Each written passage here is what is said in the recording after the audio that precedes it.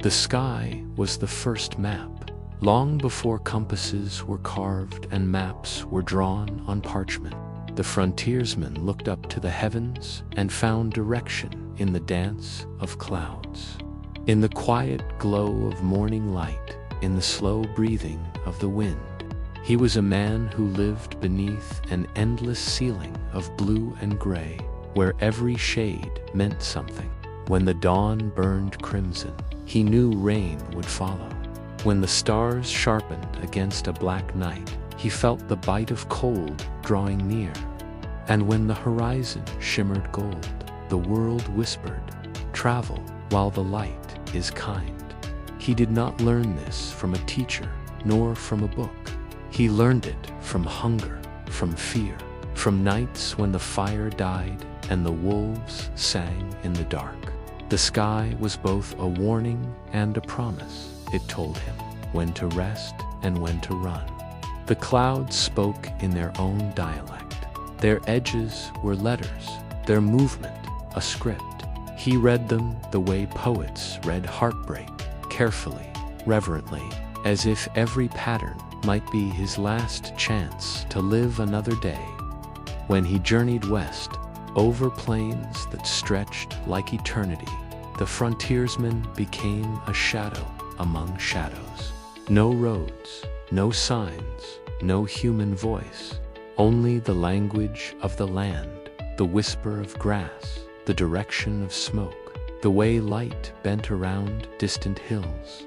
He would spit into the wind, feel which cheek it kissed, and know where north lay. The old ones called it instinct. He called it survival. Every morning began with silence. He would sit wrapped in a blanket of worn leather, eyes tracing the slow unfurling of dawn. The color of the sky told him more than 1,000 pages could. Pale blue meant calm. A streak of violet at the edge of the clouds meant a storm brooding somewhere beyond the ridge. He watched the birds too.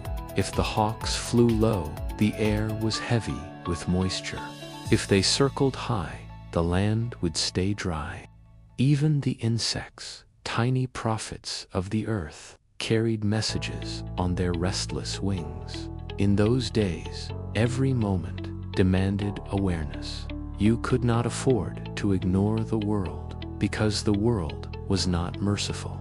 A single misread sign, a wrong turn, a storm underestimated, could turn a man into a forgotten bone in the grass. So he learned, he listened, he remembered. Each sunrise was a test, and each sunset a quiet victory. And perhaps that was the beauty of it all, the brutal simplicity of living by signs written not by men, but by nature itself. To read the sky was not merely to survive, it was to belong. The frontiersman did not conquer the wilderness, he translated it. He became fluent in wind, in rain, in silence. And in that unspoken language, he found what no map could give, a sense of direction that came from the soul, not from the compass. When modern men look up now, they see only weather. But once, that same sky held stories, secrets, and salvation. It was the first teacher, the truest guide. And for those who learned to read it, it was the only map they ever needed. The wind was the oldest storyteller of the frontier, unseen, untamed, yet always speaking. To the untrained, it was only noise, a restless whisper through the trees. But to the frontiersman, the wind was memory itself. It carried scents from far-off rivers, secrets from mountain ridges, and warnings from storms still miles away. It was an invisible companion, constant and unpredictable, reminding him that even silence had a voice. If you learned how to listen, he would stand still, eyes closed, face turned slightly upward, feeling the breath of the land touch his skin. A warm gust from the south meant a change, a shift in weather, or perhaps in fate. A cold push from the north carried the sting of snow and the scent of pine. The west wind was heavy, full of dust and exhaustion, whispering tales from distant deserts. And when the wind blew from the east, it came with a strange sadness, as if it carried the echoes of those who had tried to tame this land and failed in the wilderness. There were no compasses, no roads, no comforting lines of civilization. The wind was the compass. It carved its presence into every blade of grass, every ripple in the river, every howl of the wolf. The frontiersmen learned to read it the way others read books, by its rhythm, its weight, its tone. A sharp, cutting wind meant a storm's teeth were near. A low, mournful hum through the canyons meant the earth itself was sighing. He listened, always, because in listening he stayed alive. At times, the wind became his only companion. For weeks, he might travel without meeting another soul. No human voice, no music, only the chorus of wind through trees. It spoke to him in moments of despair, in nights when the fire dwindled and loneliness clawed at his thoughts. It became his prayer, his guide, his warning. When it howled too loud, he knew to seek shelter. When it softened, he dared to move forward. He remembered the way it changed with the land. In the forests, it spoke gently, threading through leaves like fingers on a harp. In the plains, it roared, wild, proud, endless. And in the mountains, it came from everywhere at once, like the breath of gods deciding whether to bless or curse. The wind carried not just sound, but knowledge. The direction it came from could lead him to water or away from danger. Sometimes, it even carried the faint smell of smoke, a distant campfire, a warning that men were near. In the wind, the frontiersman found something almost holy. It reminded him that the world was alive, breathing, watching, aware. The wind did not care who he was, what he'd done, or where he was going. It simply existed, ancient and eternal. But if you respected it, and the maps grew more detailed, the wind lost its audience. Men built walls to silence it, windows to keep it out. But those who once lived by it, those who knew its moods, its songs, its hidden meanings, carried a piece of it in their souls forever. Because to truly listen to the wind was to hear the heartbeat of the earth itself.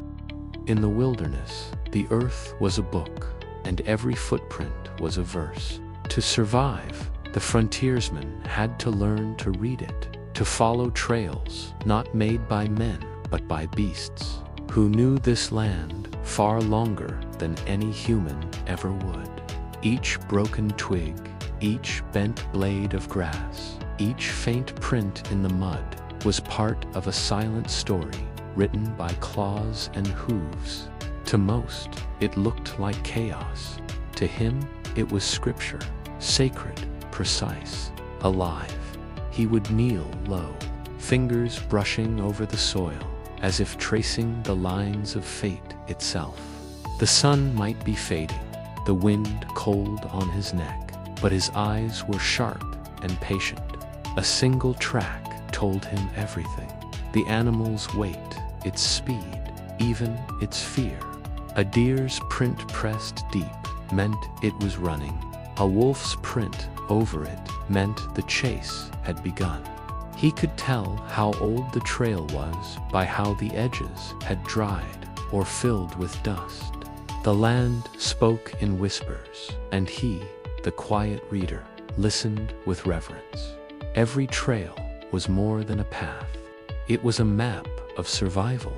To follow the animals was to find water, food, safety, or danger. Rabbits led him to the lush heart of the forest, where streams ran clear. Buffalo trails curved toward hidden plains, where the grass grew high and sweet. And if he followed the vultures, he would find death, a carcass, a warning, a reminder that nature gave and took without apology. Out here, even the insects left trails. A line of ants told of sweet sap nearby. A sudden silence meant a predator had come. He learned to move as they did, slow, deliberate, silent. His boots barely kissed the ground. His breath matched the rhythm of the trees. When he walked through the woods, the animals sometimes did not notice him at all.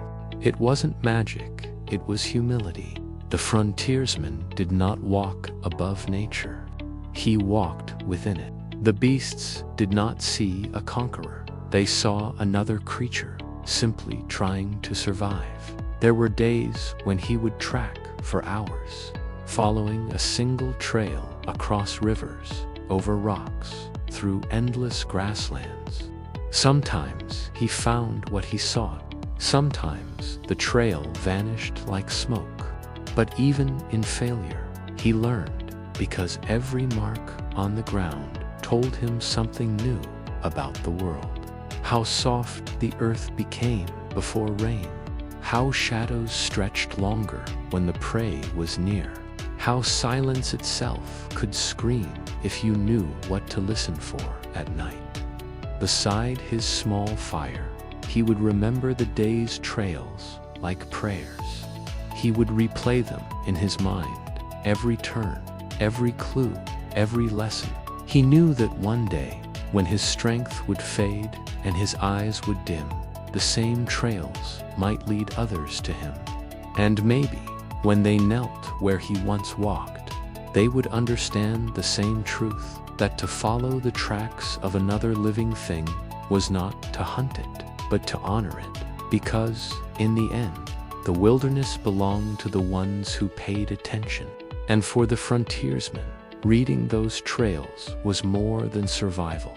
It was faith. It was belonging. It was understanding the divine rhythm of life and death, written quietly into the dust. There was an art to walking, not the kind you learned as a child, but one born of necessity, fear, and reverence. The frontiersman did not walk as civilized men did. He moved. Each step was a decision, each breath an act of patience. In the wild, noise was danger, and silence was life. To survive meant to disappear, to let the forest believe you were one of its own. He had watched animals all his life, how the cougar placed its paws as if testing the earth's trust, how the deer glided without breaking a twig, how the snake slipped unseen through fallen leaves. They did not ask permission from the land. They simply belonged. And so he learned from them that silence was not the absence of sound, but the art of being accepted by the earth itself. His boots, weathered by 1,000 miles, no longer creaked. The soles were thin, almost an extension of his skin. He walked on the outer edges of his feet first, rolling inward gently, letting the weight of his body follow in silence. The forest floor became a language underfoot, each patch of moss a soft syllable, each dry twig a dangerous exclamation. He studied every texture, the forgiving cushion of pine needles, the treacherous crunch of frozen dirt, the echo of stone. He could tell by feel alone whether a step would betray him. At times, he removed his boots altogether, walking barefoot so that he might listen better. The ground spoke through the soles of his feet, cold, alive, honest. Moving quietly demanded patience beyond reason. He might cross a clearing slower than a crawling shadow, pausing between each step to let the world settle again. His heartbeat became his metronome. He timed his movements between gusts of wind or the chatter of birds. If a branch snapped, he froze, not out of fear, but respect. The wilderness punished arrogance. Noise was arrogance. The frontiersmen had learned that loud men did not live long. They scared the forest, and the forest, in turn, abandoned them. There was beauty in this discipline, a kind of sacred rhythm. At night, when the moon painted the world silver, he would move through the trees like a ghost of his own story.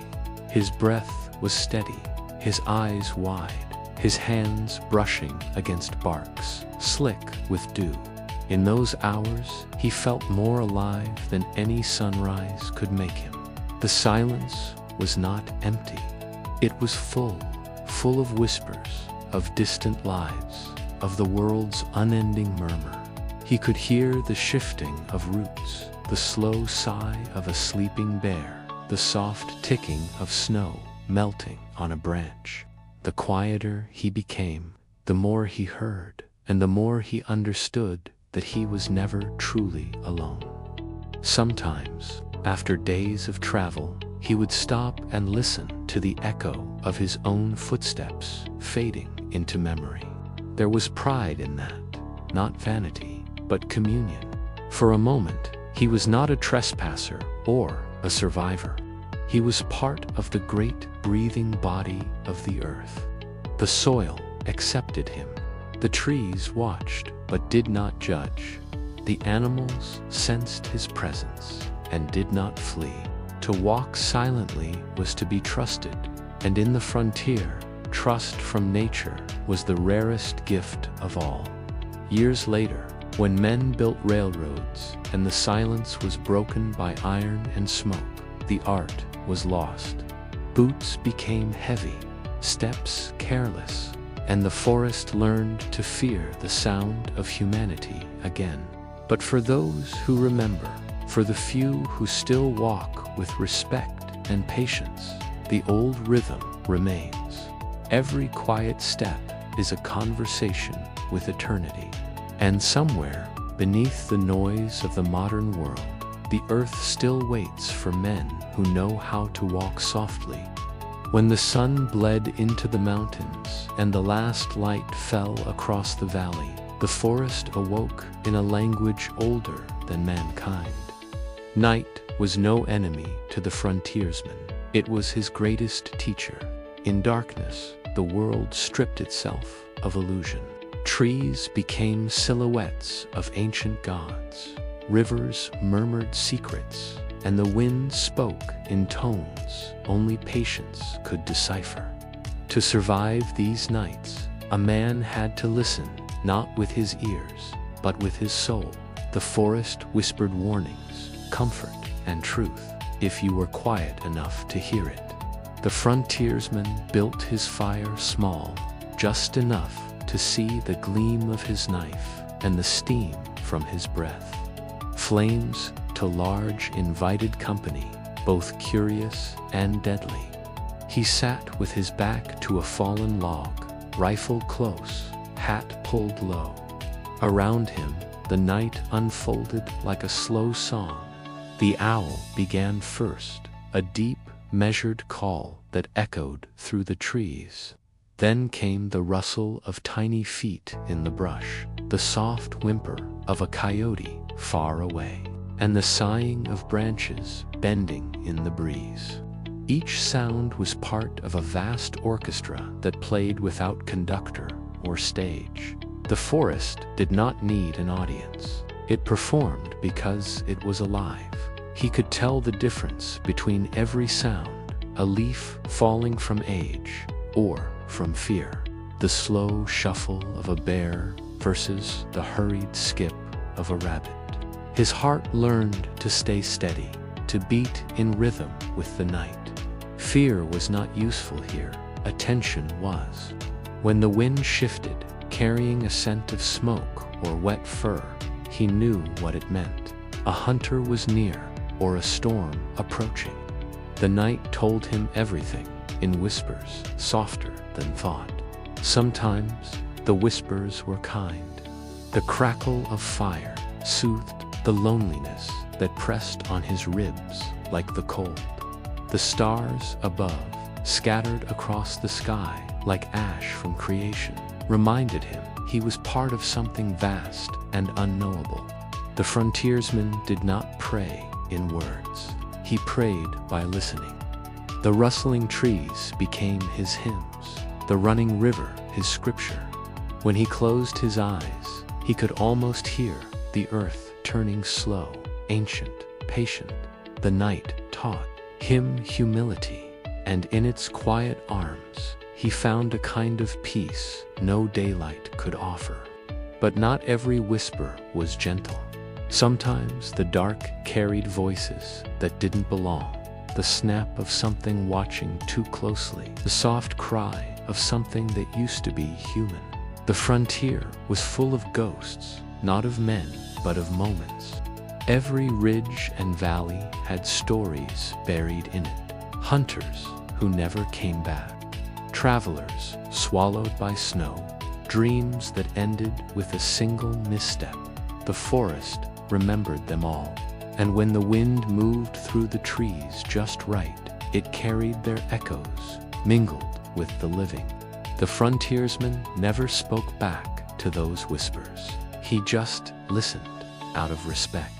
For he knew that one day, when his fire finally went cold and his trail vanished into the dirt, his breath too would join that chorus. His story would drift through the same branches, the same riverbanks, the same eternal hush of night.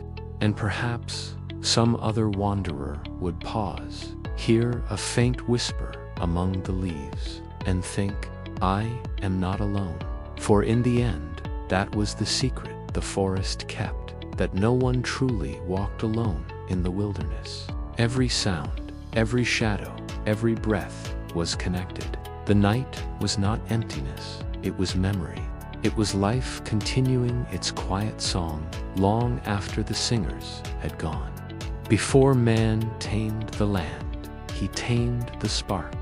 The frontiersman knew that fire was not just warmth, it was existence itself. In the endless wilderness, where nights stretched cold and merciless, the flicker of flame was a heartbeat against the dark. Without it, meat stayed raw, water stayed frozen, and fear grew thick enough to choke on.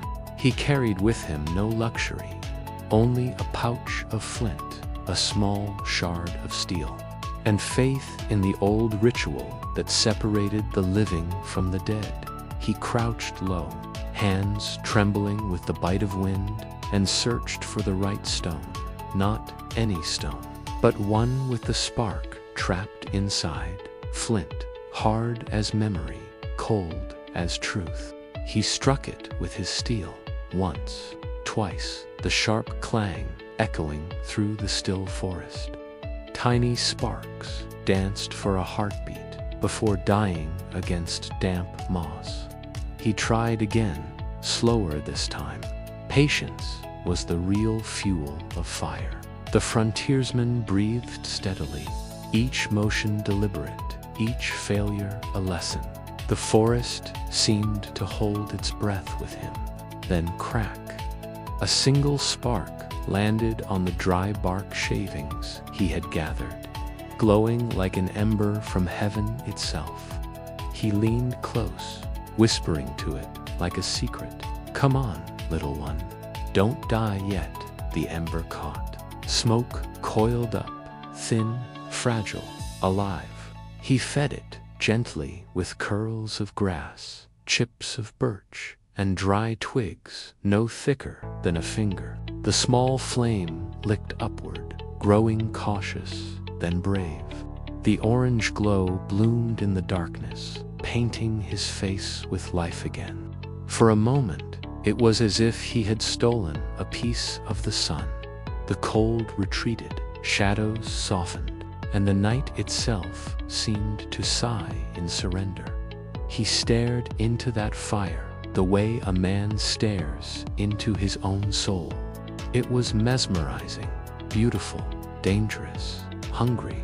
Fire was a friend that demanded respect. Feed it wrong, and it would die. Feed it too much, and it would destroy. The frontiersman had seen both ends of that truth. He'd watched forests turn to ashes when a careless flame got loose. He'd seen men freeze because they were too proud to learn the patience of kindling. Fire didn't forgive ignorance. It rewarded understanding. As the flame grew steady, he felt something ancient stir inside him, a connection to every soul that had ever struck stone against steel. From the first cave dwellers to his own calloused hands. This was the oldest language of survival, the same ritual repeated for millennia. The sparks were prayers, and the flame was the answer. Each night he made one. He felt less like a wanderer and more like a part of the eternal chain of humanity that refused to be extinguished. The forest around him glowed with the reflection of his small victory. Smoke rose like a signal to the stars. The wind danced through the trees, scattering embers that blinked like fireflies before fading into the dark. And though he was alone, he no longer felt lonely. Fire had that power. It was company, memory, and warmth woven together. He sat beside it until his eyes grew heavy, letting the steady crackle lull him to rest. Tomorrow would bring new battles, hunger, cold, perhaps rain. But tonight there was fire. And as long as the flame lived, so would he. Because in the heart of every spark lay the same message whispered across centuries: you are not finished yet. Rain was the cruelest test of a man's will. It stripped warmth from the bones, soaked the soul, and laughed at every spark that dared to live. For the frontiersman, rain meant more than discomfort. It was a battle between patience and despair. Yet those who roamed the wild knew one sacred rule: if you can build fire in the rain, you can outlast anything. The storm always came without mercy, clouds like bruises gathering in the sky, wind hissing through the trees. When the first drops struck his hat, the frontiersman was already moving. Every second mattered. He searched for shelter, not from fear, but strategy. A fallen tree, a rocky overhang, a hollow between roots where the earth itself might lend him protection. He knelt in the mud, hands numb and shaking, pulling bark from a dead birch. Beneath the wet surface, hidden from the rain's reach, lay dry fibers, thin and pale, like veins of forgotten sunlight. He peeled them carefully, whispering to himself, as if reciting an old prayer. You hide your fire on the inside, he murmured, just like a man. From his pouch, he drew his flint and steel, blackened, scarred, but faithful. Around him, the rain sang its cold song, each drop a reminder that failure meant death. He built his nest of dry bark inside a small hollow, shielded by his coat and the curve of his hands. Smoke would betray him to nothing but the storm. He struck the steel once, twice, sparks scattered and died against the damp air. He struck again, slower this time, his breath steady, his eyes unblinking. The rain fell harder, as if mocking his defiance. And then, at last, a single spark caught. It clung to the birch fibers, like hope clings to the desperate. He bent close, breathing life into it. Come on, live. The ember glowed red, fragile as a heartbeat. He fed it dry moss hidden inside his pack, the last of it saved for nights like this. Smoke rose, hesitant and gray. A thin flame licked upward, shivering against the wind. The frontiersman cupped his hands around it, his palms steaming with heat and rain. When the flame finally steadied, it was not just fire, it was victory. It was proof that willpower could defeat even the sky itself. As the rain poured, the fire hissed and spat, yet it lived. He built a small wall of stones to protect it, feeding it carefully, twigs first, then branches stripped of their wet bark. The steam that rose smelled of earth and courage. Soon, warmth spread through the hollow, pushing the cold back like a retreating army. His hands thawed. His face, streaked with rain, glowed orange with triumph. The storm roared, but it no longer scared him. Fire had no fear. Fire had memory of every man who had refused to freeze, every spark that refused to die. He cooked what little he had, a scrap of dried meat, a handful of roots, and ate in silence. Above him, thunder rolled through the sky like a god's laughter. But the frontiersman only smiled. The rain could take his comfort, his food, his strength, but not his flame. He had mastered the one truth every wanderer must learn, that survival is not about fighting nature, but persuading it. By morning, the storm had passed.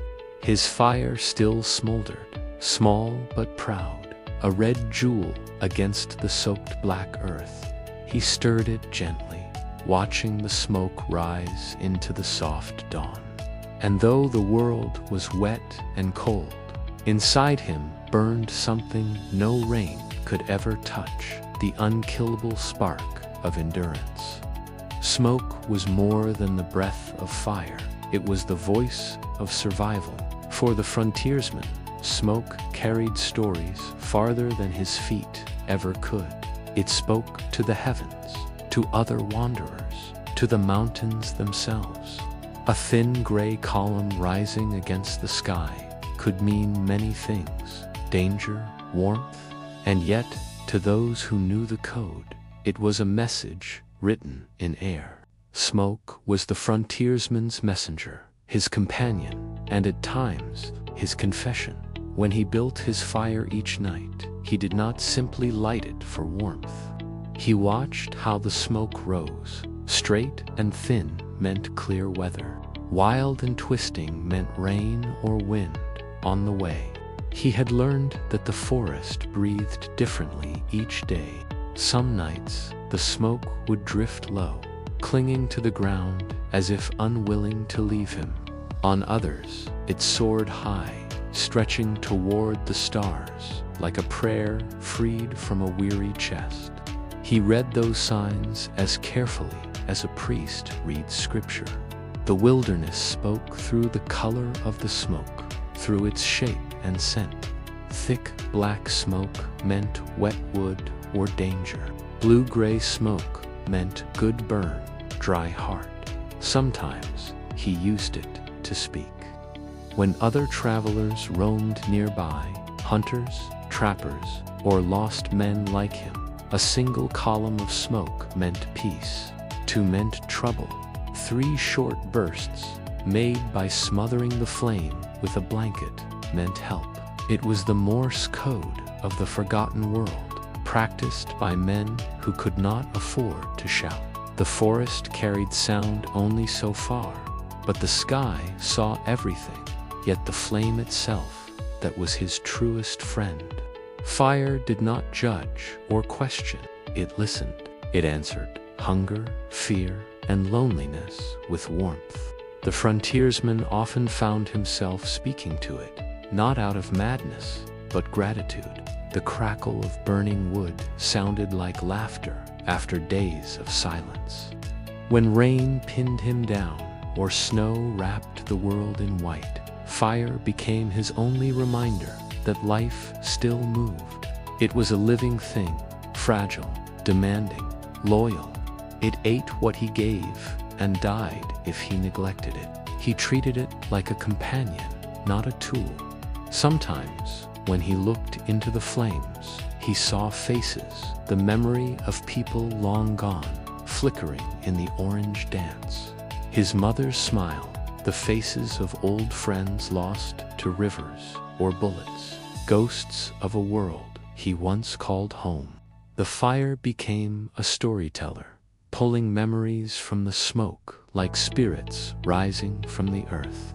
It reminded him that though the frontier was lonely, he was never truly alone. Every flame ever kindled carried pieces of all who came before. One night, while camped in a valley, he saw another plume of smoke rise in the distance. A stranger's fire. For a long time, he stared at it across the miles. Two souls, separated by wilderness, connected by a single thread of smoke. No words were spoken, no paths crossed, yet something unspoken passed between them, the quiet acknowledgement that both had survived another day. In a world where everything tried to kill you, that was communion. As dawn came, he stirred the ashes and let the fire die gently, like a friend being laid to rest. The smoke rose one last time, curling upward in a thin spiral before fading into the golden sky.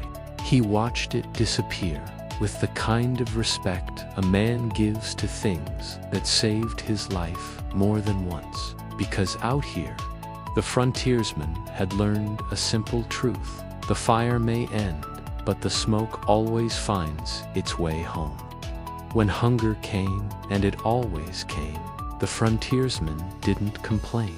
Hunger was a companion as constant as the wind. But out in the wilderness, there were no pots, no pans, no cast-iron comforts. There was only the earth, the flame, and the wit of a man who refused to starve. Cooking without a pot was not a skill. It was a ritual born of desperation and craft. Each meal was a small rebellion against the wild's attempt to erase him. He began with stone, flat, heavy, patient, the kind that held heat like a secret. He placed it near the fire, letting it soak up the flame's fury until it shimmered red in the low light. The forest filled with the scent of pine smoke and damp soil.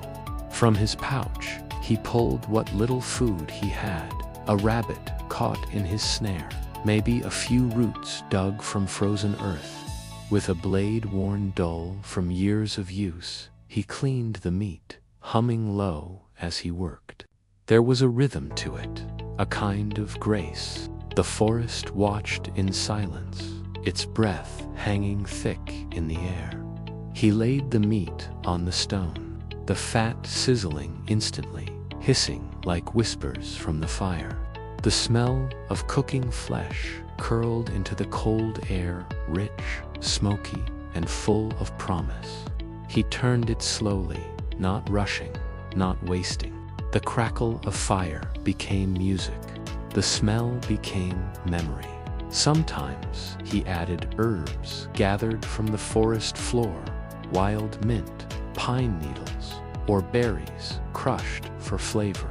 The wilderness was his pantry, and every meal tasted of resilience. When he had no stone, he used wood, green logs, split and placed near the flame until they steamed but didn't burn. He hollowed the wood with his knife, turning it into a crude bowl. Into it, he poured water from a stream and dropped in hot rocks from the fire. The water hissed, boiled, and danced. That was how he made soup, the ancient way, the hard way, the same method his ancestors might have used before iron ever touched the earth. There were days when even that was too much. Days when rain soaked every stick. Then he buried his food. He wrapped meat in wet clay, sealing it tight, and placed it directly into the coals. Hours later, when the clay hardened, he cracked it open to reveal tender meat steamed in its own juices, the dirt-roasted feast of the wild. The smell alone could make a starving man weep. He ate with reverence, never greed. Every bite was a reminder that the land gave only to those who respected it. He wasted nothing. Bones became broth, fat became fuel, skin became thread. The forest provided, but only if you asked with humility. Around his fire, meals were sacred. They were not about taste or comfort, but about proof. Proof that man could outthink the elements, that life could be coaxed from the harshest corners of existence. When the meal was done, he leaned back against his pack, chewing slowly, letting the last bits of warmth fade from the firestone. His stomach filled, his mind calmed, and for a brief moment, the world was kind. The stars above seemed to lean closer, their cold light softened by the rising smoke. He was still a wanderer, still a stranger in this endless wild. But tonight he had eaten Dot. Night in the frontier was not darkness, it was depth, a vast, breathing thing that swallowed the world whole. The forest went quiet, the air turned colder than thought, and every sound, the crack of a twig, the sigh of wind through pine, became a language of its own. In that world of silence and shadow, the fire was the only light, the only companion that did not sleep.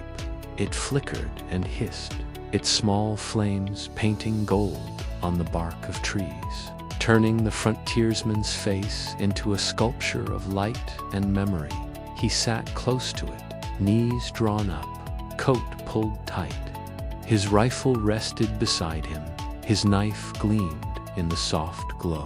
But for now, there was no danger, only the quiet watch between man and fire. This was the vigil, the ritual that had kept wanderers alive since the beginning of time. The fire wasn't just warmth, it was awareness. It kept beasts at bay, yes, but it also kept madness away. In the endless dark, where the mind could wander into fear, the fire was a tether, a reminder that life still burned, even when the world felt dead. Each crackle from the wood was a heartbeat. The flame bent and whispered secrets he would never tell another soul. Sometimes he thought the fire could speak, not in words, but in feeling. It reminded him of things he had forgotten, laughter from a cabin long gone, the voice of someone who once waited for him, the comfort of a hearth that was no longer his. The wilderness took everything from a man, his comfort, his safety, even his name. But the fire gave something back. It gave him presence. It said, "You are still here." As the night deepened, the stars began their slow dance overhead. He looked up, eyes reflecting the heavens, and felt the strange balance of smallness and strength. Around him stretched endless miles of forest and silence. Yet here, in this tiny circle of warmth and light, he ruled a kingdom. The wolves might howl in the distance, the wind might test his courage, but as long as that flame lived, he was not afraid. He fed it gently, one branch at a time, never too much, never too little, like tending a living friend who needed care. There were nights when exhaustion called him to sleep, but he dared not fully close his eyes. The fire was his sentry. He dozed lightly, waking at the softest sputter. When the flames waned, he stirred the embers, coaxing them back to life with a breath and a spark. It was a delicate balance, man guarding fire, and fire guarding man, to living things, bound by need and respect, before dawn. When the air turned sharp and the forest began to hum again with life, he would let the fire die slowly, never abruptly. That would be disrespectful. He covered the embers with ash, watching the red glow fade like the last light of a loyal friend. Smoke curled upward one final time, thin and ghost-like, and vanished into the pale morning sky. He whispered his thanks, the way his father once did, a quiet prayer not to God, but to the flame itself. And as he shouldered his pack and stepped back into the wild, the ashes still smoked faintly behind him, proof that he had lived another night, that he had kept his vigil, that he had burned quietly against the vast cold of the world. The earth had a language, one older than speech, written not with ink, but with motion. Every creature that walked, crawled, or slithered across it left behind a signature, a message pressed into soil and snow. The frontiersmen learned to read it the way poets read verses, not for beauty, but for truth. To survive out here, he had to become part detective, part priest, and part ghost. When he walked through the forest at dawn, he didn't just see ground, he saw a story unfolding at his feet. The crushed grass, the faint drag of a hoof, the shallow dip where dew no longer clung. To most men, it was nothing. To him, it was scripture. A deer had passed here an hour ago, light-footed and wary. The bent twig at shoulder height meant a fox had darted through. A line of paw prints, spaced too far apart, told him of a wolf running fast, maybe chasing, maybe fleeing. The world whispered its secrets to anyone patient enough to listen. He knelt and touched the soil, letting the texture speak. If it was warm, the trail was fresh. If cold and dry, the quarry was gone. Sometimes he lifted a leaf and smelled it, the musk of fir, the trace of fear or hunger that lingered like perfume. Tracking wasn't about eyes. It was about intuition, sharpened by silence. It was the art of seeing what wasn't there, a broken pattern, a shadow that shouldn't be, the absence of birdsong where danger waited. The earth was his book, and every print, every scrape of claw, every droplet of blood on a stone was a sentence. He read it in real time, his mind constructing scenes invisible to others. A family of elk crossing at dawn, a cougar lying in wait near a ridge. The chase, the struggle, the kill, all written without words. And through that language, he learned humility, because the land didn't care if he understood it or not. It had been speaking long before man arrived. He followed a trail once faint, half-yearsed by wind, that led him for miles through pine and shadow. He didn't know what he was chasing, only that something larger than instinct pulled him forward. When he found the end, it wasn't an animal at all, but the remnants of another man's campfire, old, cold, forgotten. A few boot prints in the mud, half swallowed by rain. The hunter had been here before him, maybe weeks ago, maybe years. For a moment, he felt the strange comfort of kinship to ghosts crossing paths through time, both reading the same ancient script. In winter, when snow fell thick, tracking became a meditation. Each step pressed into the white, like a heartbeat against silence. The forest turned into a blank page, and every mark mattered. He could follow a hare for hours just to see where it went, not to kill it, but to understand its world. The patterns of survival were written everywhere in the twist of a branch, the depth of a footprint, the way silence spread before a storm. Sometimes, when he camped at night and the fire crackled low, he would draw lines in the dirt, mimicking the tracks he'd seen, testing himself to remember. It wasn't a hobby, it was a devotion, because to read the earth was to belong to it, and in that belonging, he found something more than survival. He found meaning. For the wilderness spoke only one truth. those who listen to the ground will never be lost. The frontiersmen understood that the wilderness never rushed. Every creature out here moved according to the rhythm of hunger, wind, and caution. Nothing more, nothing less. To track them, he had to match that rhythm. Patience was his greatest weapon, sharper than any blade. Those who hurried went home empty, or didn't go home at all. The forest rewarded only those who could wait, breathe, and disappear. He rose before the first light, when the air still held the chill of dreams, and the world was neither night nor day. Moving slowly, he followed faint prints through the frost.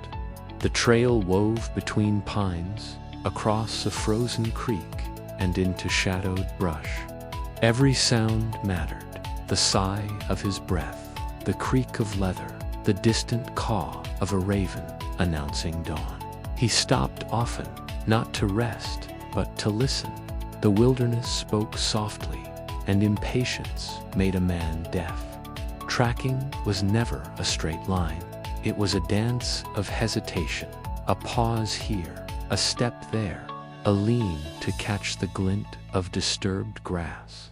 Sometimes the trail vanished completely. That was when most men gave up. But he knew that every disappearance was an illusion. The animal was still ahead, only smarter now, aware of pursuit. That was when he became the shadow, slow, deliberate, invisible. He lowered his heartbeat, softened his gaze, and thought like prey. Hours passed. The sun climbed higher, turning the frost to silver mist. His stomach growled, but he ignored it. Hunger sharpened his focus. A broken twig on a low branch, a clue. Fresh scat steaming on the ground, another. He could sense it now, a deer, nervous and quick, moving through the trees not far ahead. He crouched, studying the angle of each print, the width of each step. They told him everything, when it last stopped, when it spooked, how heavy it was. The forest was a book of details written in patience. He followed until the trail led into a thicket. There, he waited, not minutes, hours. The trick was stillness. He became a rock among rocks, a root among roots. The wind moved around him as if he wasn't there. And in that stillness, something sacred happened. Time lost its shape. The chirp of birds faded. The world grew smaller, quieter. His mind emptied until only the rhythm of the land remained.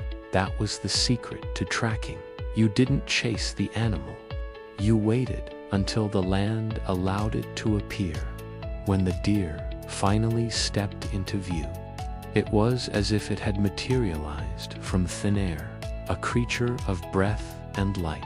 Its ears flicked, its hooves pressed soft into the snow. He could have taken it then, ended the hunt. But sometimes he didn't. Sometimes he watched, letting it pass, because the lesson was worth more than the meat. He had proven patience could summon life from silence. That was enough. As dusk fell, he turned back toward camp, footprints weaving behind him like verses in an old story. The forest had tested him again and found him worthy. In that test, he felt a strange peace. The wild didn't owe him anything, yet it had shared its rhythm. He had followed shadows and found understanding, patience that was the true hunt. The kill was only the echo. The frontiersman knew that the ground beneath his feet was a living map, one that recorded every triumph and tragedy the forest had ever seen. To most, a track was just an impression in the dirt, but to him, it was a heartbeat, a confession, sometimes even an obituary. The earth remembered everything, where a fox leaped, where a bear limped, where a deer ran and never came back. Every track spoke if a man knew how to listen. He moved through the clearing like a scholar through sacred texts, his eyes tracing the symbols left behind by life's quiet struggle. Here, a shallow print with a sharp toe mark, a rabbit. There, a heavier track, wide and deep, claws etched at the front, a wolf. The story was clear. Hunter and hunted, separated by minutes. He followed the path, reading the changes in depth, direction, and spacing. The rabbit's prints zigzagged wildly, panicked. The wolf's became longer, faster, relentless. Then, suddenly, both trails vanished into a swirl of disturbed snow and scattered fur. Silence. The story had ended. He knelt there for a long moment, fingertips brushing the cold evidence. This was how the wilderness spoke of death, quietly, without judgment. Out here, death was not cruelty. It was order. The forest fed itself, one heartbeat at a time. The wolf would live another night. The rabbit would feed the soil, and the cycle would go on, unwitnessed but eternal. He had learned not to mourn such moments, but to respect them, because in the end, every creature, even man, left only tracks behind. Sometimes he found tracks of men. Those were different. Boots pressed deeper, heavier, as if burdened by thought. Human trails always looked impatient, erratic, the sign of creatures who fought the land instead of flowing with it. He could tell their stories too. A print turned inward meant fatigue. Uneven spacing meant injury. Once, he followed a lone set of boot tracks for 2 miles, only to find them end abruptly at a riverbank. The current had washed the rest away. He stared at the empty water and wondered, had the man crossed, or had the river taken him? In the wilderness, both answers were equally likely. He kept a small journal tucked into his pack, a collection of sketches and notes, not words of glory or conquest, but of footprints, claw marks, and feather traces. The forest was a book, and he was merely its scribe. At night, by the fire, he would flip through the pages, each drawing reminding him that he was not alone in this vast expanse. There was an order to it all, a rhythm of life and loss written across the soil. There was beauty in the impermanence of it. By morning, the wind would erase what had been written. Snow would cover it, rain would blur it, and the forest would begin its story anew. That was the wisdom the tracks whispered to him. Nothing lasts, but everything matters. Even the faintest mark left meaning, even if it was gone by dawn. As twilight fell, he stood on a ridge overlooking the valley. Below, the land stretched endless and indifferent. But he smiled, because he knew if he were to die here tomorrow, the earth would remember him too. His steps would press into the soil, his story would mingle with the dust, and for a while, the wilderness would speak his name through the prints he left behind. There came a point in every hunt when the world simply went silent. The tracks that had led him for miles ended abruptly, swallowed by wind or rain or chance. For the frontiersman, that moment was both dread and revelation. To lose a trail was to stand on the edge of the known world and peer into mystery. Most men cursed when the prints faded. He only breathed deeper. The earth had not betrayed him. It was testing his faith. He knelt where the last sign vanished. A single bent blade of grass trembled in the breeze, the only witness to what had passed. The soil held no shape, the snow no indentation. It was as if the creature or the man had stepped clean out of existence. He studied the place like a priest studies silence, searching not for answers, but for understanding. The wilderness did not always give what was asked of it. Sometimes it demanded surrender. When the trail disappeared, other senses awoke. Sound, scent, intuition. He listened for the faint scrape of bark, the hush of wings, the sigh of disturbed air. He watched how the wind moved the trees, how birds shifted in rhythm, how the forest itself seemed to lean in one direction. The lost trail was never truly lost. It had only changed language. To find it again, he had to unlearn logic and remember instinct. Hours passed. The sky dimmed from silver to pewter, the light thinning between the trees. Most men would have turned back, but he moved slower, smaller, letting the forest lead. He noticed a cluster of moss, darker than the rest, perhaps crushed under weight. A single spiderweb torn and glistening, perhaps brushed by fur. He followed these whispers, faint as breath, until new signs emerged. A broken twig, a shallow print softened by rain.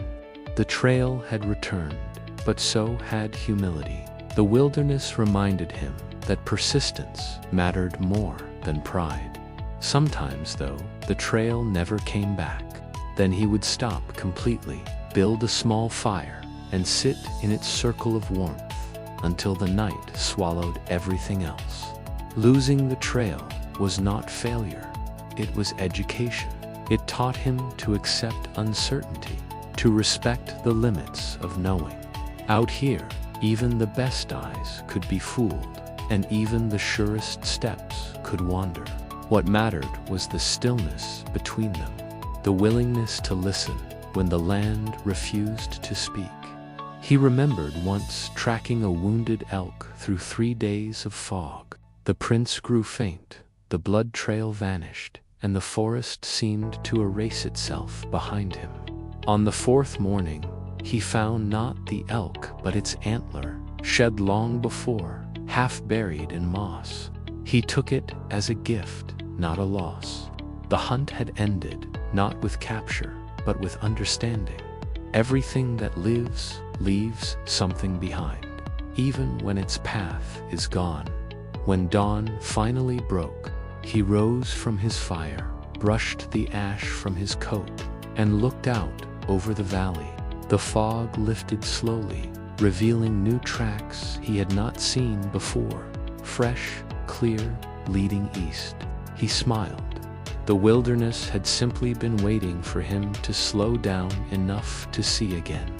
He stepped forward, careful, respectful, grateful. The lesson of the lost trail stayed with him always. When the path disappears, the journey truly begins. There came a day when the frontiersmen realized the truth every hunter must face, that the forest watches too. The same ground he studied so carefully was also studying him. His boot prints pressed deep into the snow. His scent drifted through the pines. His campfire smoke curled into the wind like a signal. Out here, nothing went unseen. The wilderness remembered every trespass, every step, every heartbeat. And sometimes the tracker became the trail. It started as a feeling, a shiver that wasn't caused by the cold. He was following the tracks of a wolf through the high country, a heavy snowfall covering the ground like blank parchment. The prints were fresh, wide, steady. The wolf was alone. But after hours of pursuit, he noticed something strange. The tracks behind him were no longer just his own. Another pair joined them, human, lighter, faster. Someone was following. He stopped and listened. Nothing, only the whisper of falling snow. Yet the silence was wrong, too heavy, too deliberate. The forest was holding its breath. He crouched low, eyes scanning the white horizon. His own trail stretched behind him. Like a confession, each footprint a glowing mark against the untouched snow. He realized then how much he had revealed, the places he paused, the direction he looked, even his state of mind. Every tracker left pieces of themselves behind. Someone had learned to read him as he read the earth. Night came fast. He built a small fire under a rock outcropping, shielding it from view. The flames flickered low, whispering against the wind. His rifle rested across his knees, his eyes on the dark beyond the circle of light.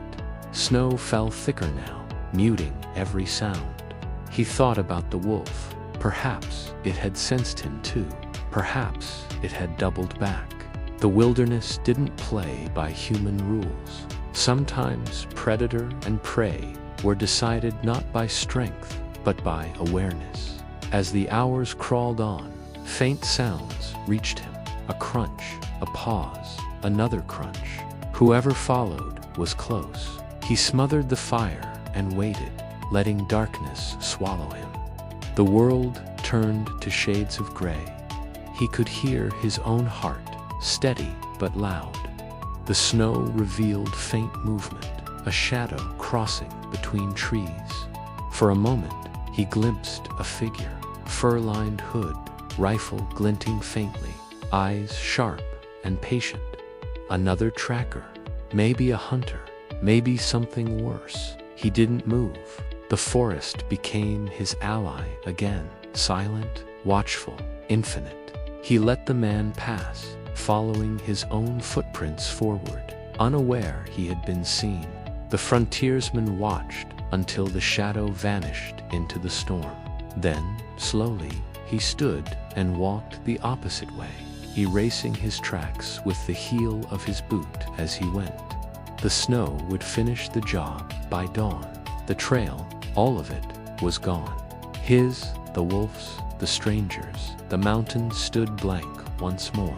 The world reset. He stopped and looked back over the white expanse, feeling a strange calm. There was no victory here, no defeat, only understanding. In the end, every tracker is hunted by something. Another man, a beast, or the silence within. He smiled faintly, pulling his coat tighter. The snowflakes melted on his beard, the cold biting his cheeks like memory. As he disappeared into the timberline, he left nothing behind but the whisper of a lesson written in snow. Those who follow the world too closely will one day find it following them. The forest was generous but unforgiving. To survive, the frontiersman had to do more than hunt or track. He had to build a home from nothing, a sanctuary in a place that wished him gone. And the first lesson of shelter was location. Choosing a site was not about convenience. It was about reading the land as carefully as a book. Every slope, every tree, every wind pattern carried meaning. One wrong decision, and the night could kill you. He walked slowly through a clearing, eyes scanning every detail. The soil, damp or dry, the angle of a hill, the shadow of nearby cliffs. Too close to water, and you risked flooding. Too deep in a ravine, and the wind funneled like a blade. Too open, and predators could see you before you saw them. He studied the ground for signs of animals, old burrows, fallen branches, hidden rocks, each clue a hint to the land's temperament. Nature was both host and judge, and he needed its approval.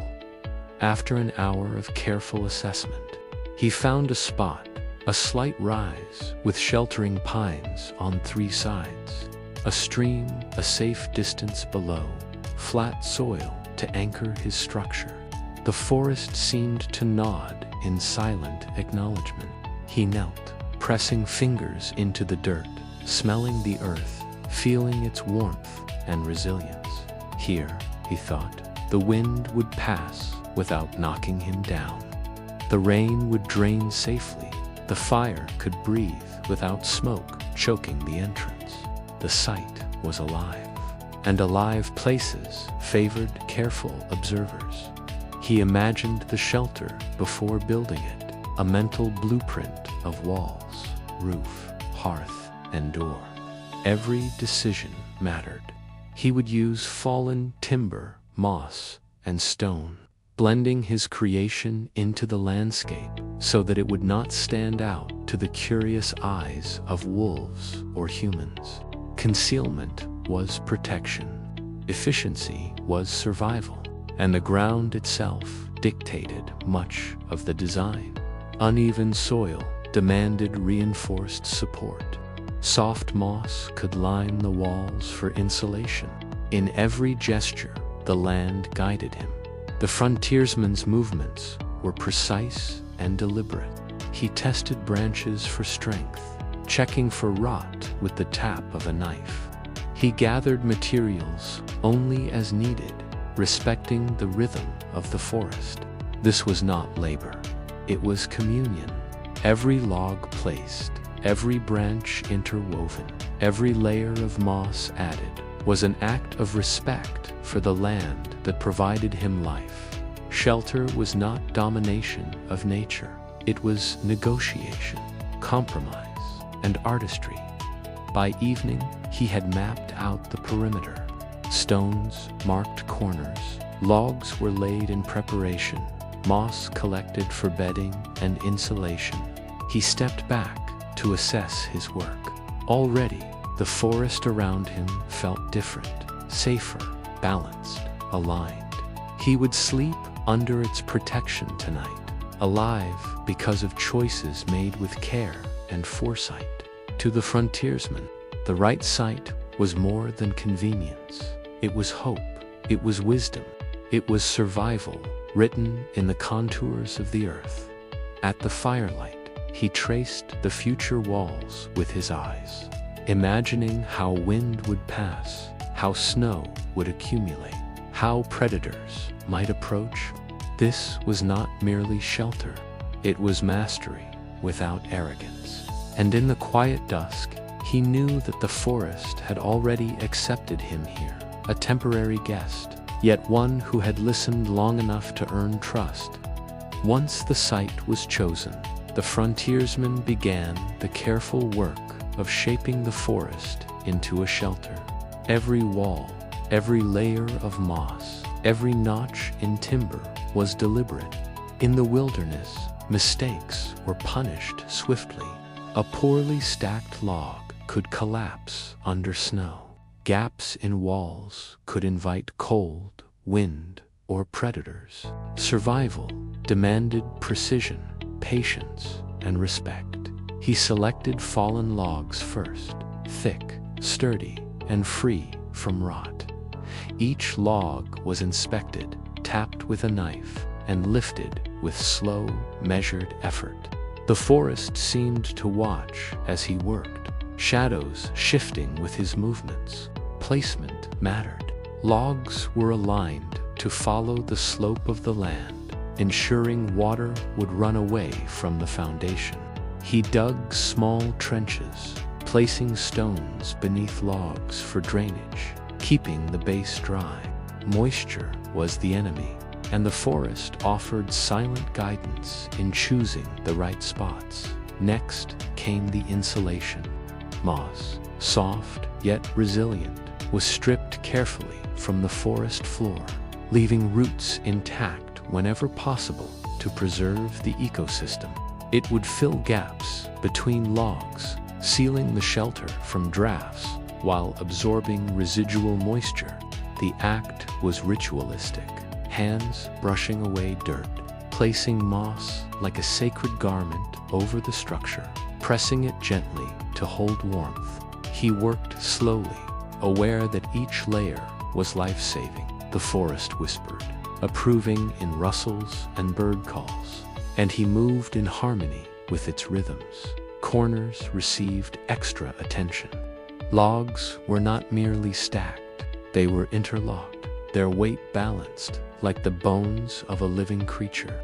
Moss was tucked into every crack, offering cushioning against wind and cold. Each movement was deliberate. Lift, position, inspect, adjust. The frontiersmen treated each log as both a shield and a companion, understanding that the forest provided material, but skill made it safe. Throughout the day, sweat and wood dust mingled, filling the air with the smell of pine and earth. He paused occasionally to scan the surroundings, ensuring predators remained unseen, that no human trail led too close. The act of building was both labor and meditation. Time slowed. The rhythm of lifting, placing, and sealing became a kind of chant, a song without sound, connecting him to every forebear who had ever built shelter in the wild. By evening, the walls stood firm, solid, and warm, even before the roof was added. He leaned against the timber, feeling its weight, its protection. The gaps were minimal. The moss glowed faintly in the last light, a cushion between him and the chill. Even without fire, the walls promised safety. With care, skill, and patience, he had transformed raw forest into a haven. Shelter was not merely protection, it was mastery, practiced humbly. Every log, every moss layer, every corner told a story of observation, endurance, and respect. The forest had provided the tools. He had provided the diligence. Together, they created a home that could endure wind, snow, and night. And for the frontiersmen, that was the true measure of survival. Not merely staying alive, but living wisely within the world's raw architecture. As the sun sank below the trees, he stood back to admire his work. A small fortress of logs and moss nestled into the landscape, a testament to knowledge, patience, and instinct. The forest had granted permission, and in that moment, he felt the rare, quiet satisfaction of harmony, the unspoken understanding between man and wilderness. Walls could hold warmth, but without a roof, the wilderness would still seep inside. Rain, snow, and wind could undo hours of work in moments. The frontiersmen knew this. The roof was not decoration, it was survival, the thin barrier that separated life from peril. Every branch, every layer of bark, every weave of moss mattered.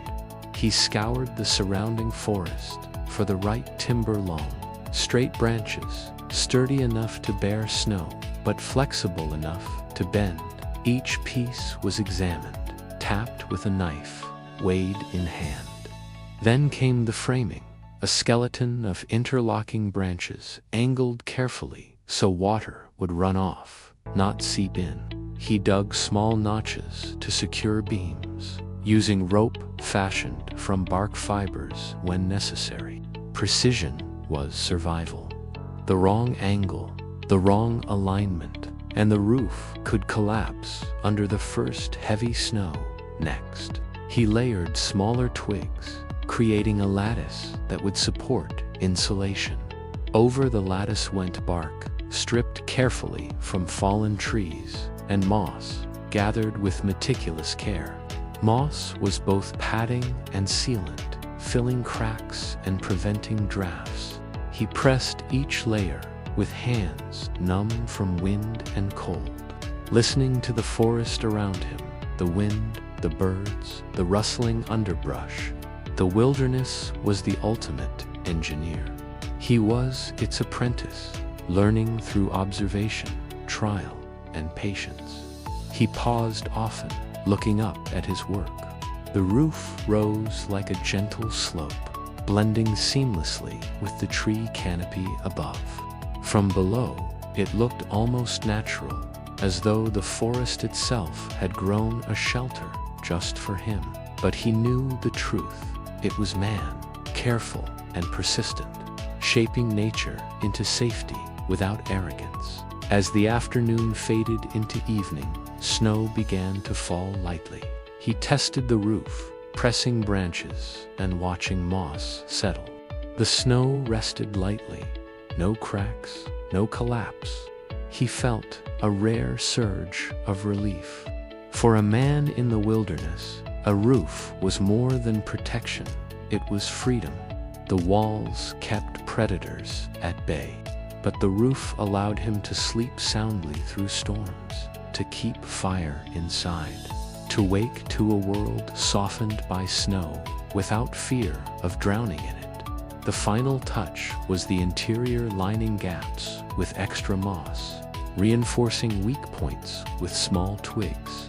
He ensured the entrance faced away from prevailing winds and that the ridge could drain runoff quickly. Every detail was considered, every imperfection corrected. When complete, the shelter seemed to breathe with the forest, a compact fortress harmonized with its environment. The frontiersman stepped back, hands on knees, examining his work from every angle. The sun had sunk low, casting long shadows through the pines. He imagined the nights to come, storms, wind, snow, cold, and the warmth of his creation holding him safe. The forest could rage, the fire could flicker and fail, but the roof, this careful construct of wood, bark, and moss, would endure in that moment. He understood something elemental. Survival was not only about strength or courage, but about understanding, observation, and respect. The forest provided, and man shaped.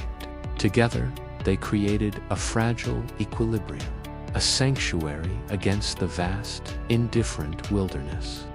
A shelter without fire was just a hollow in the forest. The hearth was its heart, radiating warmth, light, and survival. The frontiersman knew that fire in the wilderness was both tool and guardian. He could cook, dry clothes, boil water, and defend against predators. But more than that, it gave him presence, a pulse of humanity in a silent, indifferent world. He began with stones, carefully selected for heat, retention, and stability. Large, flat rocks formed the base. Smaller ones encircled the perimeter. The fire would sit here, safe from collapsing logs and loose moss. He dug a shallow pit, lined it with clay he gathered from nearby streams, pressing it smooth to prevent sparks from reaching the wooden floor. The process was meticulous. Any misstep could destroy hours of careful work. Next, he collected kindling, dry pine needles, thin branches, shredded bark. The forest gave him just enough. He never took more than necessary. He arranged the materials in a tight nest, understanding the flow of air, the way flame would climb and spread. Sparks could betray him to predators, so the fire was a cautious, almost sacred creation. He struck flint against steel, sparks dancing, until the first ember caught. Breath by breath, he nurtured it, coaxing life from a cold spark. As flames rose, he adjusted logs, adding layers slowly. The fire was not wild. It was disciplined, dancing in rhythm with the shelter. He added moss as insulation around the pit, ensuring no heat escaped unnecessarily. The smell of burning pine filled the air, a fragrance of security and solitude. He watched the flames carefully, understanding their language. High flickers meant dry air, smoke thickened with damp wood, and a steady orange glow signaled balance. The hearth became a multifunctional center. He hung a small metal pot over the fire, with a tripod of forked branches, boiling water collected from the stream. Dried roots and meats would cook here, providing nourishment for days. He dried clothes by the edges, letting warmth seep into damp fibers. Even in the middle of a snowstorm, the shelter radiated life, a microcosm of civilization held in balance with the wilderness. Beyond practicality, the hearth offered psychological sanctuary. Flames flickering against the roof's moss and logs provided companionship. In the long, silent nights, staring into the fire was a meditation, a reminder that he survived not by chance, but by skill. Each crackle and hiss was affirmation, proof that knowledge and patience had shaped this small world into safety. By evening, the shelter hummed with warmth. Smoke drifted through a small, controlled vent in the roof, carrying the scent of pine and earth into the open air without betraying the location. He leaned against the wall, eyes on the dancing flames, listening to the forest beyond, feeling the pulse of his own heartbeat align with the fire's rhythm. The hearth was not merely survival, it was civilization carved out of wilderness, a testament to observation, care, and respect. The frontiersmen understood that, in the wilderness, fire was sacred. It could not be rushed, forced, or neglected. It demanded patience and attention, but in return, it gave safety, warmth, sustenance, and a small, glowing heartbeat in the heart of the forest. The shelter stood firm, walls interlocked, roof sealed, hearth burning softly. But even the sturdiest structure needed final touches. Doors, concealment, and security transformed a simple shelter into a fortress of survival. The frontiersmen knew that the wilderness had eyes, ears, and patience. Every gap left unchecked could spell danger. Every careless noise could attract unwanted attention. He began with the door, not an ornate piece, but a functional barrier. 2 thick planks, bound with strips of rawhide, created a swinging panel that fit snugly into the frame. A small wooden latch held it in place. The door served many purposes: privacy, wind protection, and the first line of defense against curious animals. He tested it repeatedly, listening for creaks, adjusting hinges, reinforcing weak points. It had to move smoothly, yet remain secure. An engineering challenge solved with patience and precision. Next came camouflage. Moss from surrounding trees, bark, and pine needles were applied carefully to the exterior walls and roof edges. The shelter blended into the forest almost seamlessly, visible only on close inspection. The forest itself became a shield. The shelter was no longer a stark intruder, but part of the landscape. He even brushed snow and leaves strategically, ensuring tracks leading to the door were minimized. Survival, he knew, depended as much on invisibility as on strength. He inspected potential threats. Predators might approach at night. Humans could wander nearby. He dug small trenches to direct rainwater away, but also to mask footprints and slow intruders.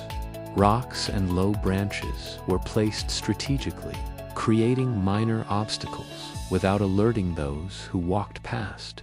Every detail of the shelter communicated caution and respect. It did not dominate the forest.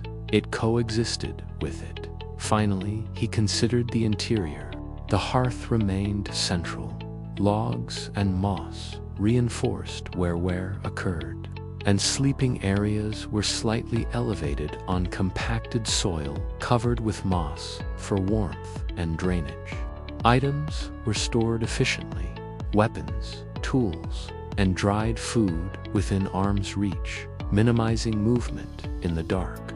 Organization was not luxury, it was survival. Each motion inside the shelter was deliberate, rehearsed, disciplined. He paused outside, looking at his creation in the soft twilight. From the ridge above, the structure could barely be distinguished from fallen trees and natural moss patches. From below, smoke rose subtly from the hearth, curling upward and disappearing into the forest canopy. The frontiersman smiled faintly. This was not just shelter, it was knowledge incarnate. Every log, every moss layer, every careful detail embodied lessons learned through decades of observation, patience, and trial. In the wilderness, mastery was ephemeral. A storm could test the walls. A predator could investigate the shadows. A fire could die. Yet through skill, respect, and care, a man could carve safety out of chaos. And tonight, as he stepped inside, closed the door, and leaned by the hearth, he felt a profound satisfaction. The forest was still vast and wild, but he had earned a place within it, a sanctuary built not by brute strength, but by understanding, patience, and reverence. Every survivalist knew the truth. Life was temporary, and so was shelter. But excellence in preparation meant that the wilderness could not take everything. And in that simple, sturdy, camouflaged home, the frontiersman had found temporary victory against the vastness beyond. In the wilderness, a man without tools was a man without options. The frontiersman knew that survival depended not just on courage or strength, but on the ability to create implements from the raw world itself. Stones, bones, wood, and sinew could all be transformed into tools capable of hunting, cooking, and defense. What the modern world took for granted, axes, knives, hammers, had to be reinvented with skill and patience in the forest. He began with stones. Not all were suitable. He tapped each one with his knife, listening for a solid ring. Flakes and chips were removed carefully, forming sharp edges. A jagged flint became a knife. A heavy, rounded rock became a hammer. Balance was crucial. A poorly weighted hammer could injure its wielder. A dull edge could fail at the first cut. He measured, tested, and repeated until the stones became extensions of his hands. Reliable and precise, wood too was selected with care. Certain branches were straight, hard, and resilient, perfect for spear, shafts, or handles. Others were soft, flexible, ideal for bow construction or traps. He stripped bark with deliberate strokes, using a smooth stone to carve grooves for grip and balance. The smell of pine and fresh sap filled the air, a signal that the forest itself was offering resources. Every choice mattered. Every mistake could cost time, energy, or life. Sinew and cordage were the unseen lifelines. Tendons from game were cleaned, twisted, and dried into strong threads. Vines were selected for elasticity and durability. Together, they bound stones to wooden shafts, held hooks in place, and repaired broken tools. In this way, nothing went to waste. Bones, antlers, and even hardened wood fragments were carved into needles, fishhooks, and digging implements. Ingenuity was as vital as strength. Creativity turned the ordinary into life-saving instruments. The frontiersmen worked in rhythm. Morning light filtered through pines, highlighting the dust of stone chips and the rough surfaces of sharpened timber. He tested each tool immediately: a spear for thrust, a hammer for strike, a knife for cutting cordage. Efficiency was learned, skill honed through repetition. The forest observed, indifferent but instructive, offering just enough resistance to refine mastery. Every tool was more than a mere object. It was an extension of thought. In the wilderness, decisions were measured in inches and minutes. A stone too heavy could slow him.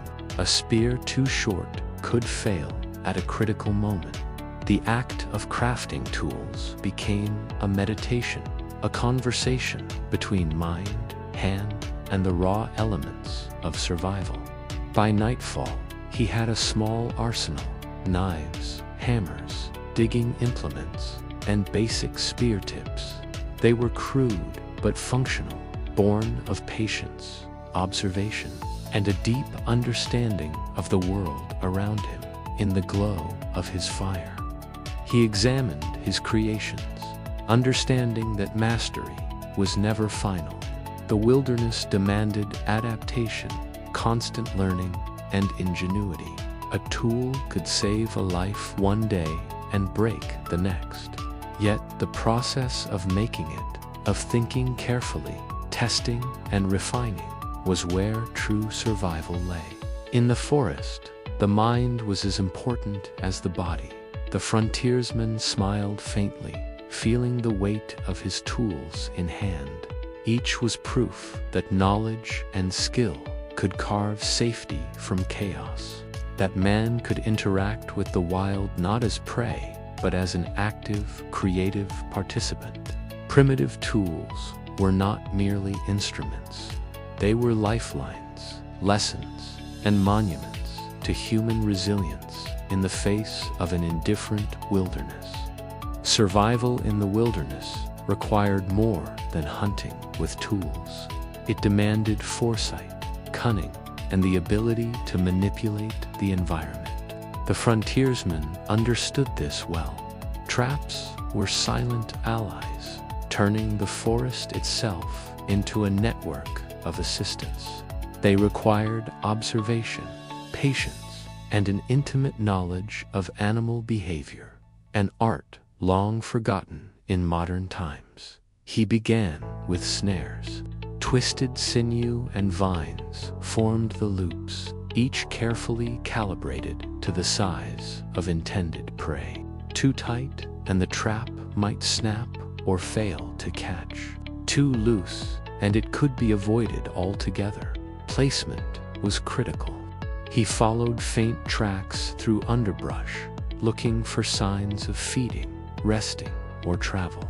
A snapped twig here, a disturbed leaf there, all guided his hands. The wilderness wrote its instructions on the ground. He only needed to read carefully. Deadfall traps demanded equal precision. He selected heavy logs, balanced meticulously on pivot points, triggered by hidden notches and carefully placed sticks. A single misalignment could ruin hours of work, or worse, injure the trapper himself. He tested the tension repeatedly, adjusting until the mechanism was flawless. Every trap was a delicate conversation with gravity and physics, a subtle negotiation with the forces of the natural world.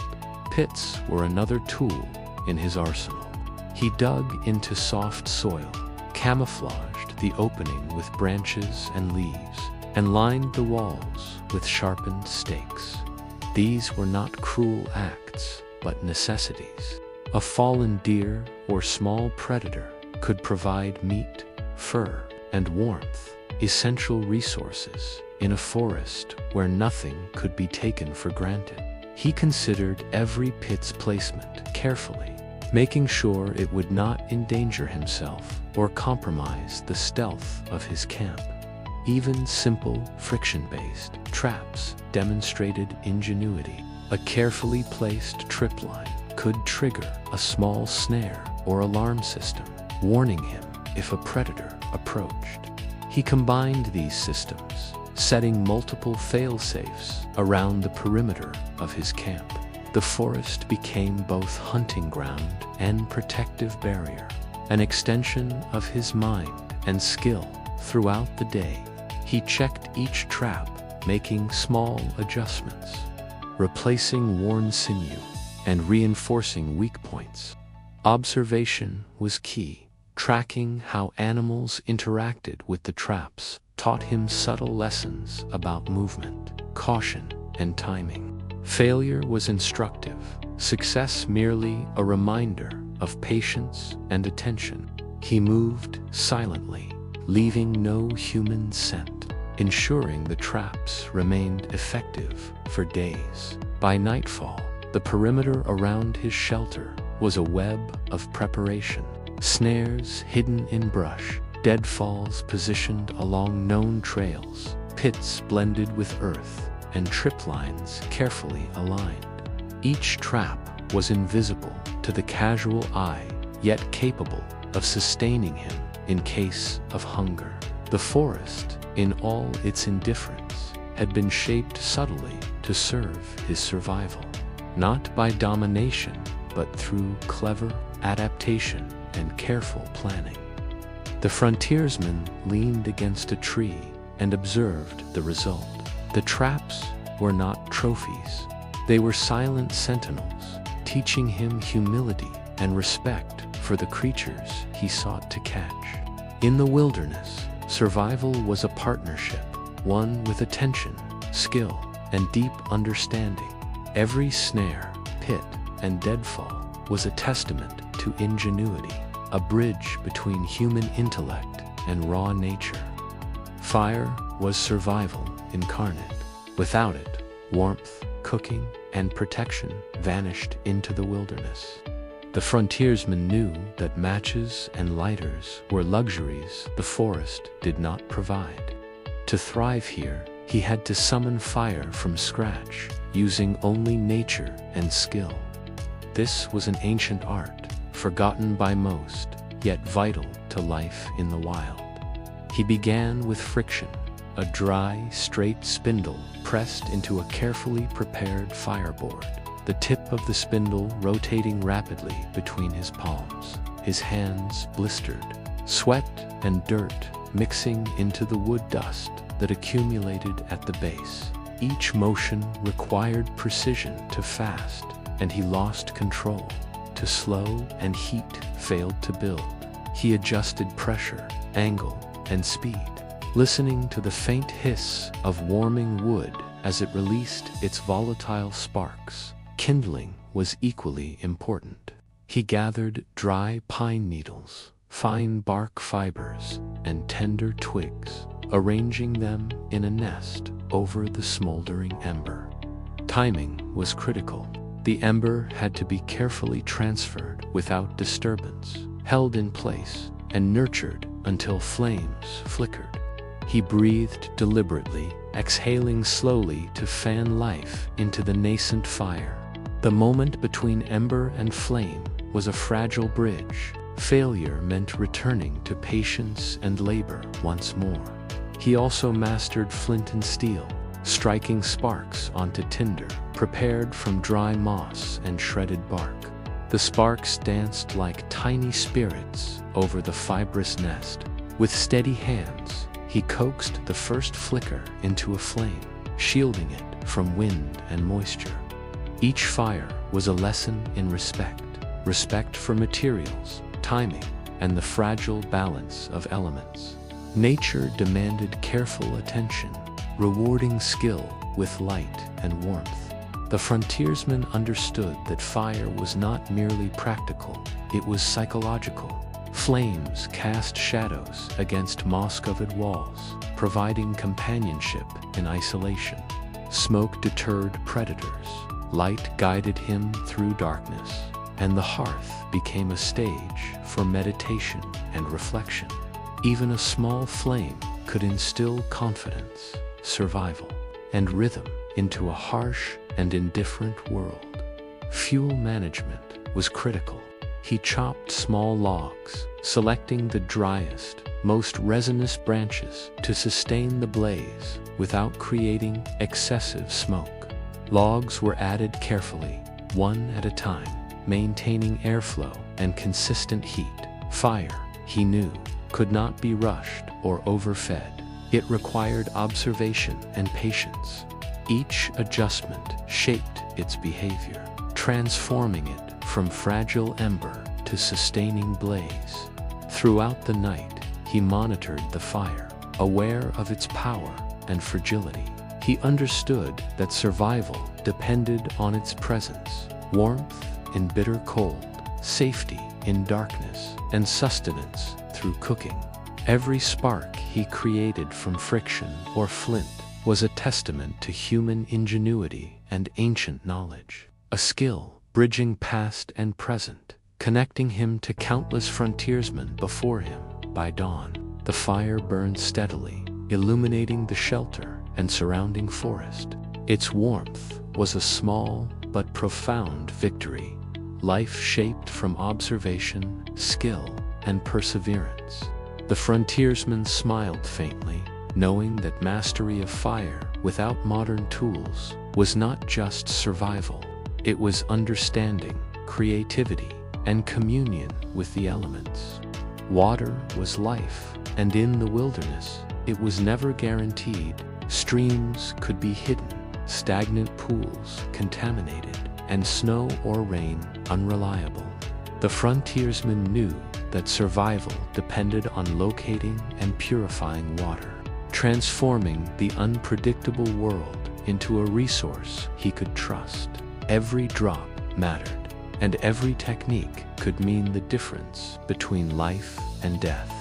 He began by observing the landscape. Low points in terrain, clusters of moss, animal tracks, and the rustle of vegetation often signaled hidden springs or trickling streams. He followed these clues with patience, understanding that the forest never spoke in certainties, only in subtle suggestions. The sound of moving water, faint and distant, guided him closer, but he remained cautious. Not all water was safe.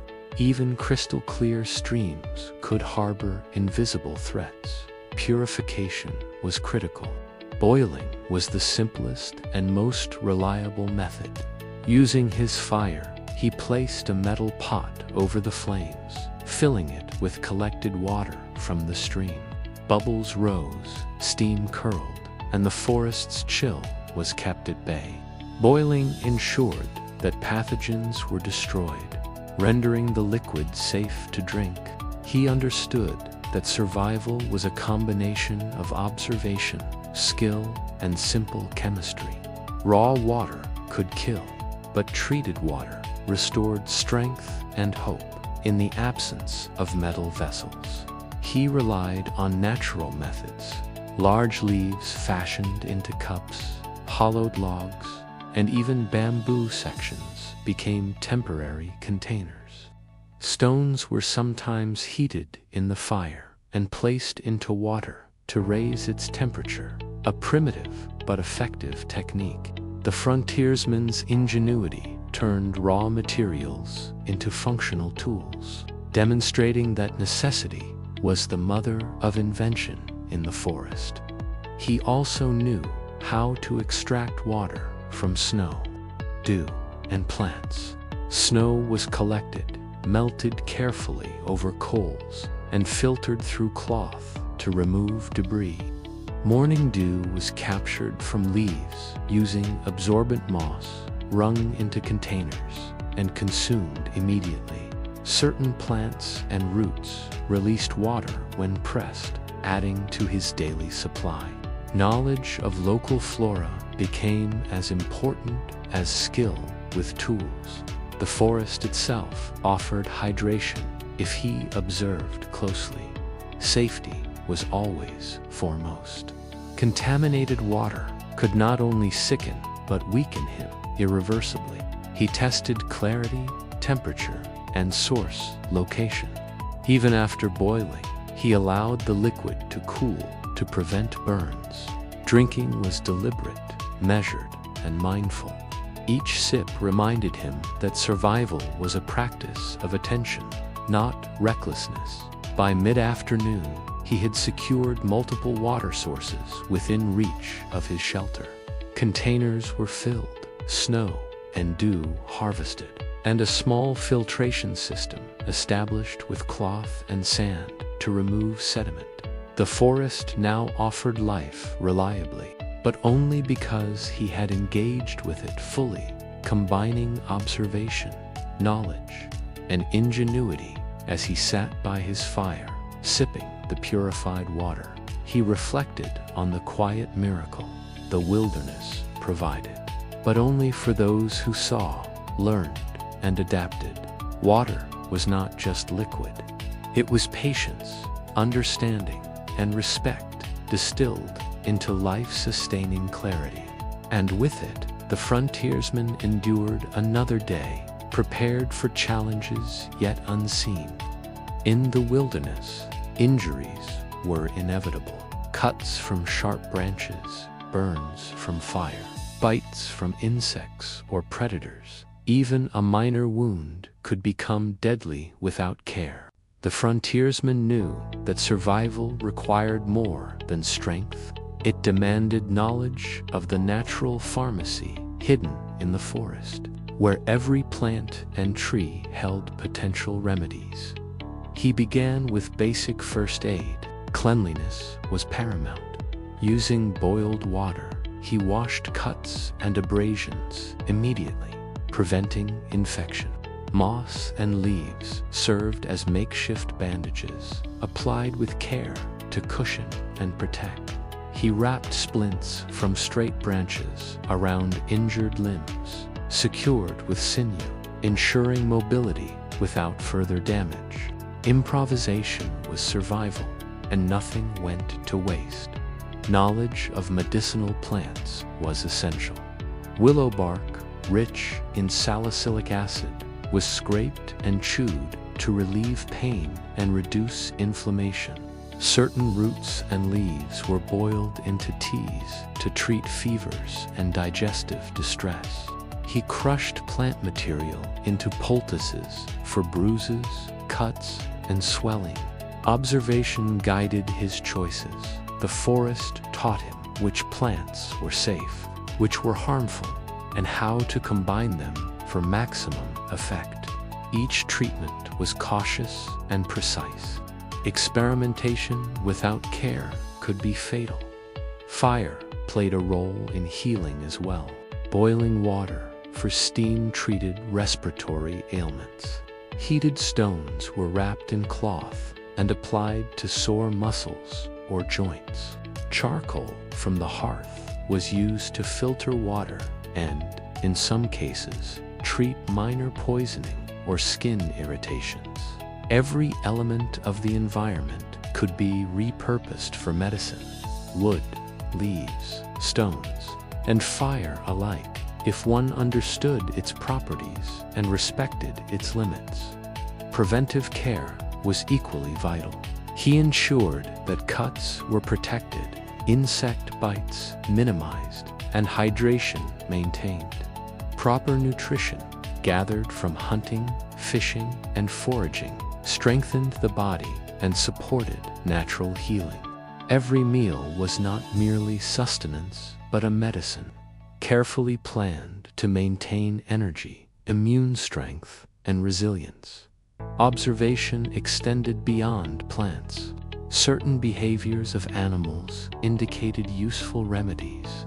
Honey from wild bees treated wounds and infections. Clay and mud from specific riverbanks were used to draw toxins from stings or irritations. The frontiersman watched, noted, and applied these lessons with careful respect for the forest's hidden wisdom. As night fell, he checked each wound and applied additional care where necessary. The firelight illuminated leaves, poultices, and splints, casting shadows across his shelter. The forest was indifferent to pain or injury. yet it offered resources for those who knew how to find and use them.